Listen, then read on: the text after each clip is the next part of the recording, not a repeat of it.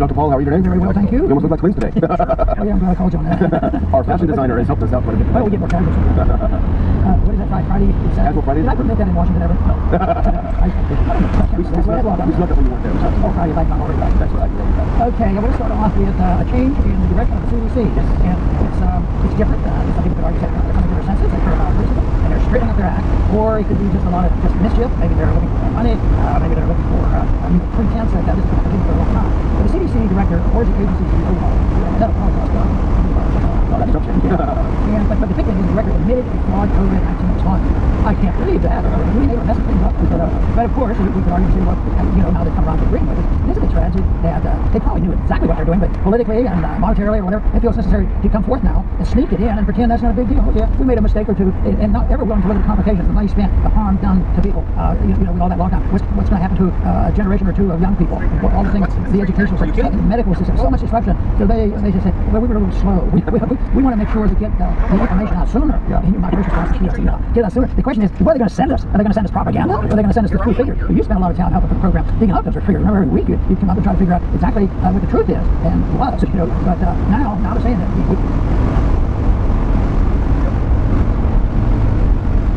that's why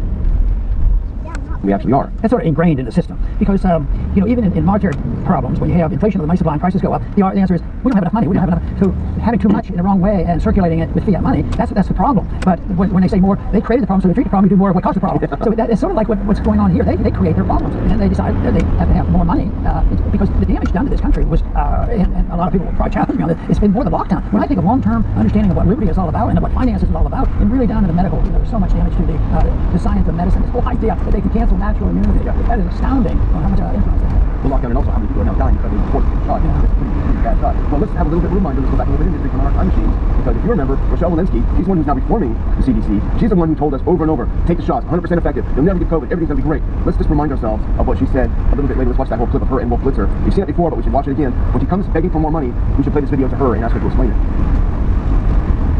So what about all the fully vaccinated people who get that breakthrough infection? Can they pass it on? Can they pass it on to their children? Can they pass the virus on to older people, especially more vulnerable people with the underlying health conditions? And that's exactly the point that we made in our guidance. So yes, they can with the Delta variant, and that was the reason that we changed our guidance last Tuesday. Our vaccines are working exceptionally well. They continue to work well for Delta with regard to severe illness and death. They prevent it. But what they can't do anymore is prevent transmission. Well, we should remember her incompetence. What these shots can what these vaccines can no longer do is prevent against infection or transmission. Like, Boy, that's new. You're fired. Yeah. You're fired. So we should remember how incompetent the whole system was. Well, I think it's a radical idea, but my idea would be that the principle of the bureaucracy of the government to do anything. Yeah. And that was one of the great statements of Mises. He wrote a book on the bureaucracy, you know, and how it's so more harm than good. You know, if you do one thing, you create your problem. Certainly everything that they did with COVID and spending the money and the vaccines and the booster shots, they created more problems. Now that they're down to the point where they admit, oh, they're not supposed to stop the disease. They won't keep you immune. But then there's still people obsessed with wearing their masks and getting their shots. And the government still, just not too many months ago, bought up a whole lot of vaccines in preparation to not everybody under 5 years of age. So it's really, really tragic that the process is wrong. There's still a lot to be said to champion the cause of free enterprise and free markets, individual liberty, and individuals make up their mind. Imperfect. It's going to be a lot better for a doctor and a patient to decide which way to go on treatment rather than listening to the government. A lot of people have more faith in government because, and yet at the same time, it's coming around. I think we're at a point now where they can issue this thing that we're going to do a reversal on this. Yeah. Back when they should have done it about 2 years ago, they weren't going to talk about it. But they are not going to go away. They're not going to give up the principle of bureaucracy, using a bureaucrat to make decisions that should be made in the marketplace. Well, just in case our viewers might think we're just being cynical, saying that this review is only about more money, let's take a little bit of a deeper dive into the Politico article. Let's put up that next clip. This is from that Politico article about the CDC's reform. If we can get that one up there. The CDC restructuring follows 2 reviews conducted in recent months. The reviews concluded that, quote, the traditional scientific and communication processes were not adequate to effectively respond to a crisis this size. They're setting it up. Let's do the next one. They're setting it up.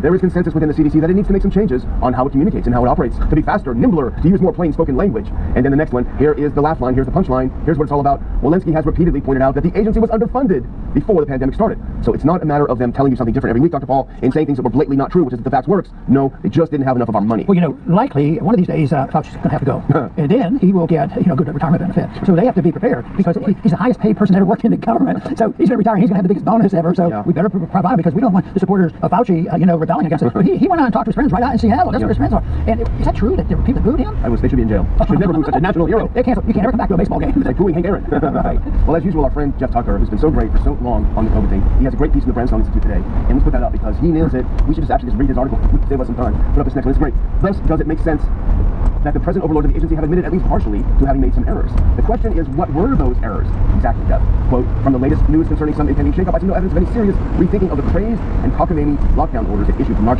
2020 onward. Not even preposterous mandates like plexiglass at retail counters, 2 years of school closures, 6 feet of distance, one-way grocery aisles, band members in bubbles, mask mandates, and limits on how many people you can have in your home have prompted remorse. Instead, every indication that the CDC believes the real problem was that they don't have a high enough budget and enough power. Exactly. I think we could start. Well, I think just be a one sweep, because there's only one issue. Remove immunity from the drug companies, because that is the basic motivation for them to totally not care about it. And now the statistics are coming out, it's pouring out about how many people have suffered, and we really don't know that yet. We suspected, we always suspected it.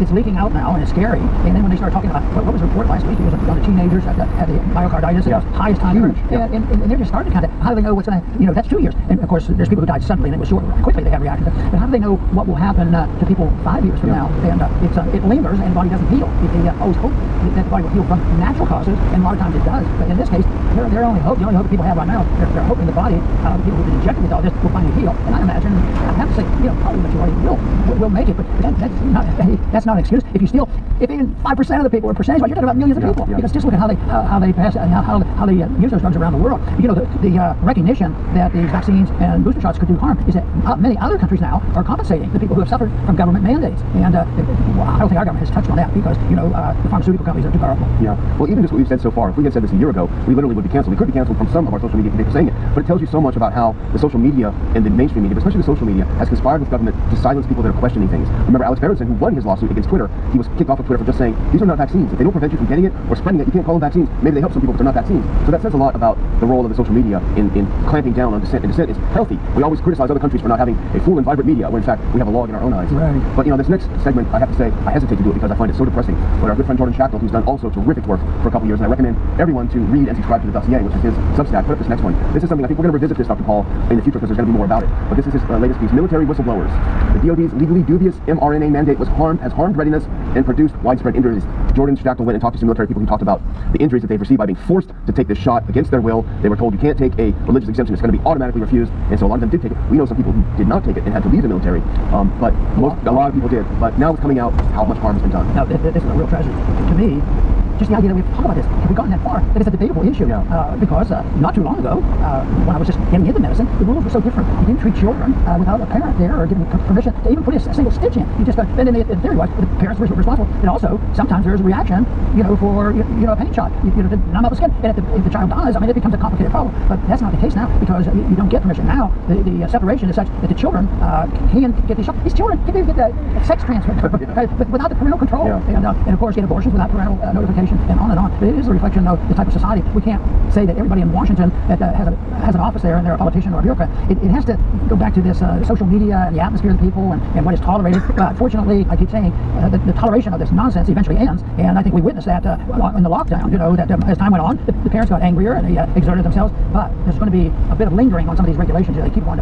My analogy was, if they really don't want to ever draft anybody to send them off the board, why don't they get rid of draft registration? Oh, well, we might need it someday. So the principle is still there, and that's what's happening here. The principle of the government involvement is there, and it's a shame that we didn't have to say, well, why did they do this, and how can we control this, and maybe we can, you know, get permission faster or something like that. Well, sadly, many conservatives are in love with the state. They just want to control. They think they can use the state for their own good ends. Unfortunately, they're not going to be dissuaded. However, I think just like with the convincing middle America that spending $1 trillion on the military hurts their budgets and doesn't help America, I think if you talk to conservatives about how this attack on the military with the vaccines is harming the readiness of our troops, and we do need a military. We need to defend this country, which we don't do. And what we've done, unfortunately, what they have done, not we didn't do it, is harm our military and make us more vulnerable. Maybe Mexico will invade us. Well, they're already doing that. But maybe someone else will invade us next week. But let's look up. This is just one of dozens of these situations that Schachtel has put up. This is just one case. U.S. Air Force reservist, female in her 30s, discouraged by her commander to seek a religious accommodation for negative effect on her career, and quote, not being vaccinated is not conducive to military service.